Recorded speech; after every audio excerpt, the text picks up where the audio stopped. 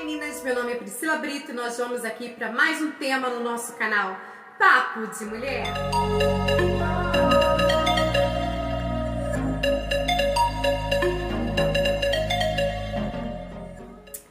Se Cristo morreu por mim, nenhum sacrifício que eu faça por Ele pode ser grande demais. Essas foram as palavras da doutora teóloga Hellen Roseavere. Hoje nós vamos falar sobre um exemplo de mulher que levou a sério o seu chamado, o que Deus tinha colocado em seu coração. Uma missionária, mulher de Deus, que atuou na metade do século 20 no Congo, ajudando muitos carentes. Ela enfrentou lutas até mesmo com colegas nativos, missionários, chamados com o mesmo objetivo, e ela enfrentou por ser uma mulher solteira que não era aceita pela sociedade. Porém, ela tinha em seu coração um chamado e uma vontade de cumprir que Deus, outrora, colocou em seu coração. A missionária, ela permaneceu como cidadã de segunda classe, mesmo sendo de família rica, família missionária, uma mulher que tinha estudos, conhecimentos, porém ela saiu da sua parentela, da sua casa, de tudo que ela tinha, da sua riqueza, para cumprir o seu chamado em outro lugar. Enfrentou muitos desafios, passou por situações adversas, como você vai ver no vídeo que nós estaremos colocando. Mas ela continuou firme, porque sabia que Deus tinha colocado em seu coração, era muito maior do que tudo que ela poderia passar. Assista esse vídeo. It forever changed my understanding of God and His ways. Countless individuals the world over will say the same thing. It is a privilege to welcome from Northern Ireland, Dr. Helen Roseavere. Thank you. I can't believe that we have this privilege. And I heard you say in the green room this would be your last trip, Dr. Roseavere, to Yes, Canada. probably. I hope that's not true. Is it all right at this stage to say how old you are? Yes, you're allowed to. I'm 85. Just about 86. That's right.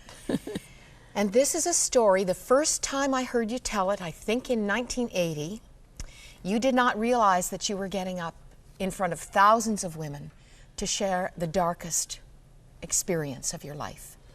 You thought it would be a little workshop. Yes. And yet that was such a launch pad and has changed and continued to ripple into millions of lives around the world ever since.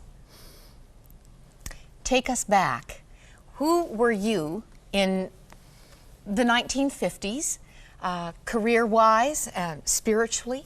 What were your hopes and dreams as you headed to the Congo? What was the Congo? The Belgian Congo then? Yes, that's right. Well, you know, being brought up in an ordinary middle class, as we would say in England, family.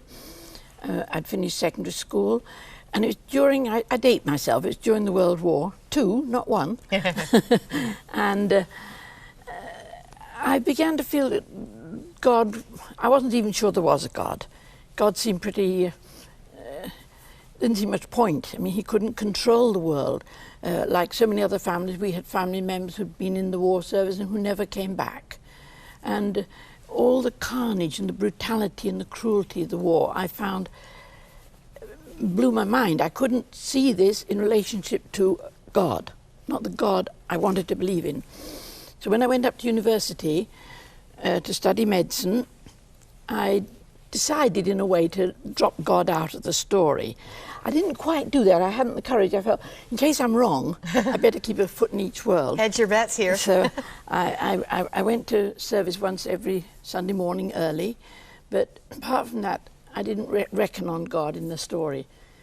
But I was very lonely at university, and without God in one's life, I found it was quite frightening. There were no limits set any longer, and one had been brought up with clear limits, which made sense.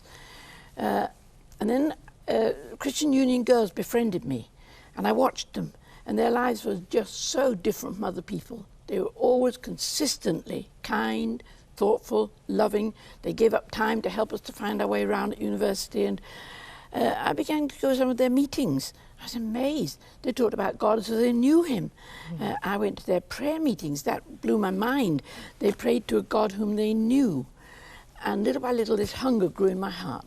And come the first Christmas holiday from university, they organised to get me to a Christian conference.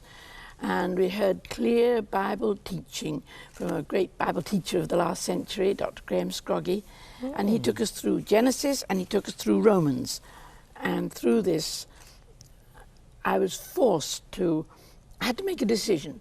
And really, there'd been a row at the supper table, and I rushed upstairs, and I was ashamed, and I threw myself in my bed in tears, and I said, God, if there is a God, please make yourself known to me now.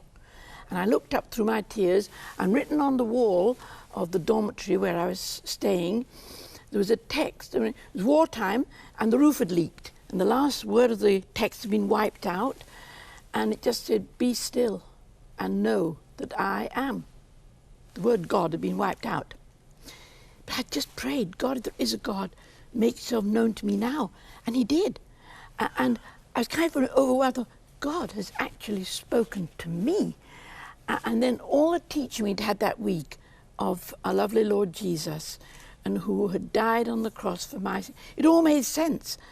And I was suddenly, I think all I can say, I was overwhelmed by the thought of the love of God, that God who made me so loved me, he died for me, that I might be forgiven. And it just, I say, my friends say I shouldn't say it, it'd be misunderstood, but I say I fell in love with Jesus that night. Oh, I think he's delighted that you fell in love with him. Well, he was just so wonderful to me, and that was my missionary call. I never had another missionary call. I just knew from that minute I wanted to give my life to sharing Jesus with other people, telling that there's nothing worth doing in life except serving and loving the Lord Jesus. Well, and the Congo, 1953, you went to what was a rainforest. Yes. And I did not know until I was rereading your story, you helped build the hospital. I mean, I've seen what they do when they bake bricks and make them with those primitive machines. That's one by one in Africa. That's right. you rolled up your sleeves and did it. I worked in with the workman's team. I soon discovered that they work much better if you work with them. If you only tell them what to do, they while you stand there, they'll do it. But once you, same as it is in Ireland, it's no different. We're all the same. So I worked alongside them, and yes, we built a hospital, and we learned. I had to learn that cement and concrete are not the same. I didn't know that before. And you delivered babies, and you helped lepers, and you just ran a hospital. Served the people there. But you were there in what would become a very tumultuous chapter of history. Continues to be tumultuous in that country, but tell us what happened. Well, we, like a lot of African countries, in the early 60s, Congo got its independence. It was a colony from Belgium, and many countries at that time became independent. But their colonial bosses had not prepared them for independence. And really, there were no graduates. There was one university graduate, Congolese, at the time of independence. And he was a Roman Catholic who'd been through their seminary and gone into the priesthood. But there was none others. There were no soldiers other than the armies in the army. There were no bosses, black-skinned, dark-skinned. And chaos broke. I mean, there was just the European, the pale-skins as we were called, left. Sadly, a lot of missionaries as well, because over the radios we heard that the African army had gone on the rampage, and they'd gone into a mission station and raped one of the missionaries, and fear took hold of the community. And most of the pale-skinned people fled, got out of the country, and we had 4 years of really frightening anarchy. Shops emptied, there was no food, there was nothing, there were no medicines, and it was very difficult. You worked with what you got left to work with, and until that ran out too.